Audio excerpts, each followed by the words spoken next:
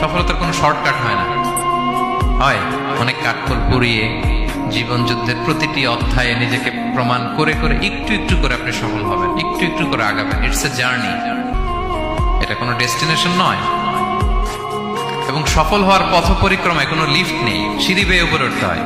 কি বেয়ে? কিন্তু আমরা সফল হতে চাই কিভাবে? ডাইরেক্ট 100 তলায় তো আমি সফল, উপরে সবার উপরে আমি, এইভাবে চাই সফলতাটা। সবার উপরে উঠে যাব, গোল্ড মেডেল গলায় পরাই দিবে, আমরা সাকসেসফুল না।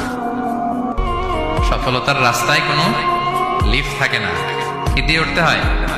সিঁড়ি বেয়ে ঘাম জড়িয়ে উঠতে হয়। দেখেন, শুধু আলোর মুখ দেখার জন্য মায়ের পেটে আমাদের কত সময় লাগছে বলেন তো?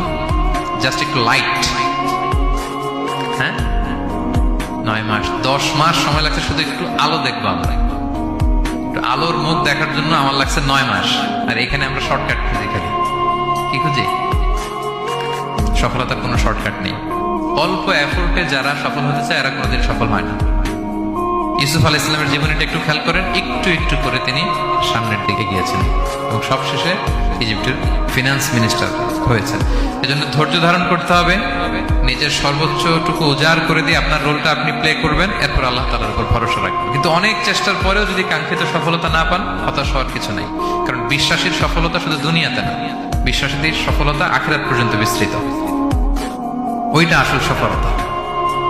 ফামান যুহজিহা আনিন নারি ওয়া উদখিলাল জান্নাতা ফাকাদ ফাজ।